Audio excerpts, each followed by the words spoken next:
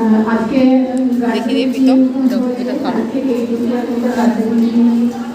অনুষ্ঠান গাছের সংখ্যা যদিও খুব কম, তবুও আপনারা এসেছেন, শুনলেন ছেলে মেয়েদের কীভাবে কাজ করতে আমাদের বাড়িতে।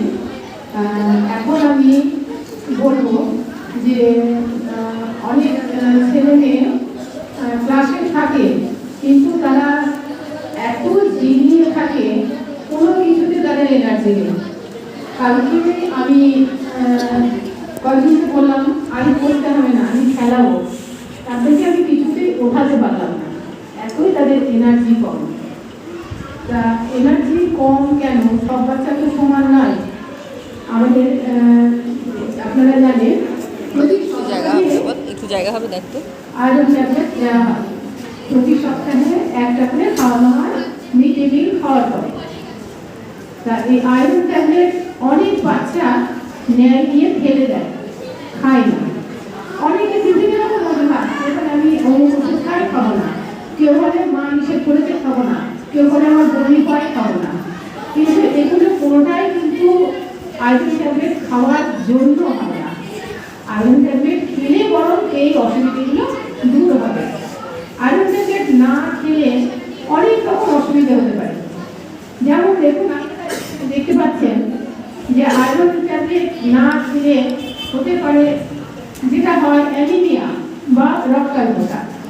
এই অ্যানিমিয়া বা রক্তাল্পতা হয়েছে সেটা আপনারা বুঝবেন কি করে? সেটা বোঝার অনেক লক্ষণ আছে। তারা প্রথমত তাদের ক্লান্তি আসবে, কোনো কাজে এনার্জি থাকবে না।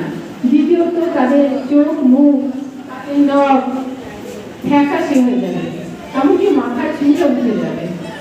আরো একটা কথা, মেয়েরা যারা আয়রন ট্যাবলেট খেতে চাও না তাদের জন্য বলছি, তাদের চেহারার গ্লেজও কমে যায়, চেহারাটা ত্বকটা খসখসে হয়ে যায়। সেই জন্য আয়রন ট্যাবলেট খাওয়া খুবই জরুরি। এখন আরেকটা কথা বলি, তোমরা চুপ করে বসো। আয়রন ট্যাবলেট কিন্তু কোনো ওষুধ নয়, এটা হচ্ছে খাদ্যের পরিপূরক। আমরা যে খাবার খাই সেই খাবারের মধ্যে আয়রন হয়তো যথেষ্ট পরিমাণে থাকে না, আর থাকলেও সেটা আমরা আমাদের শরীর সবসময় সমানভাবে অ্যাবজর্ব করতে পারে না, শোষণ করতে পারে না, যার জন্য আয়রনের ঘাটতি হয়ে যায়। সেই জন্য আমরা এই আয়রন ট্যাবলেটটাকে খাদ্যের পরিপূরক হিসেবে খাই। এটা কিন্তু আবারও বলছি, আয়রন ট্যাবলেট কিন্তু কোনো ওষুধ নয়। ওষুধ কখন হবে? যখন ডাক্তারের কাছে গেলে, যখন ডাক্তার কোনো প্রেসক্রিপশনে এটা ওষুধ আকারে লিখে দেন তখন। কিন্তু আমরা এটা দিচ্ছি খাদ্যের পরিপূরক হিসেবে। এটা খেলে কোনো কিছু ক্ষতি হওয়ার কোনো আশঙ্কা নেই, বরং তাদের এনার্জি বাড়বে, শারীরিক দুর্বলতা কাটবে, পড়াশোনায় মনোযোগ বৃদ্ধি পাবে, এই কাজগুলো হবে। এখন কথা হচ্ছে যে আমরা যদি আয়রন ট্যাবলেট না খাই, তাহলে আয়রন ট্যাবলেটের পরিপূরক হিসেবে কি কি বাড়িতে খাবার খাবো, কিসে কিসে আয়রন আছে সেটাও জানতে হবে। আমরা সবসময় বলি মোচা, থোড় এগুলোতে আয়রন আছে, এটাই তো জানি আমরা, তাই না? মোচা, থোড় বেশি করে খাওয়া, মোচা থোড়ে আয়রন আছে ঠিকই, আয়রন নাই নয়, কিন্তু আয়রনটা যে অবস্থায় ওখানে থাকে আমাদের শরীর সেটা নিতে পারে না। আমাদের আয়রন অ্যাবজর্ব করার জন্য আছে আখের দুধ, আখের রস, তারপর আরো আছে বিভিন্ন ধরনের শাকসবজি, প্রচুর পরিমাণে আয়রন আছে। আমরা শুধু কাঁচা পাতা, মোচা, ডুমুর এগুলোই নয়, এগুলোর আয়রন শরীরে সহজে নিতে পারে না শরীর।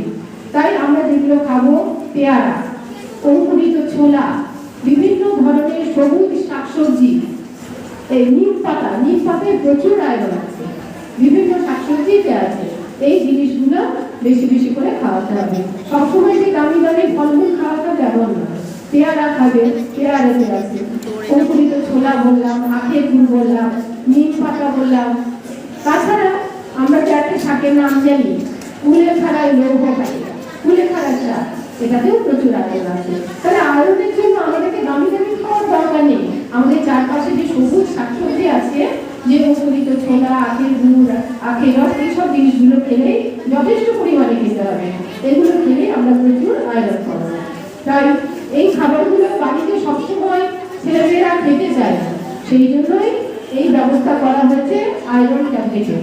এই আয়রন ট্যাবলেট ছেলে মেয়েদেরকে একটু বাড়িতে বলবেন যে এই আয়রন ট্যাবলেট খেলে তাদের কোনো রকম অসুবিধা হবে না, বরং তাদের ভালো হবে, যে অসুবিধাগুলো ফিল করে সেগুলো দূর হবে। তাই প্রতি সপ্তাহে আয়রন যেন অবশ্যই নেয় এবং মিড ডে মিলের পরে সেটা খায়, তাহলে তাদের শারীরিক দুর্বলতা থাকবে, পড়াশোনায় মনোযোগ বৃদ্ধি হবে। এটুকুই বললাম। এখন বডি ম্যাডাম কিছু বলতে পারি সবাই।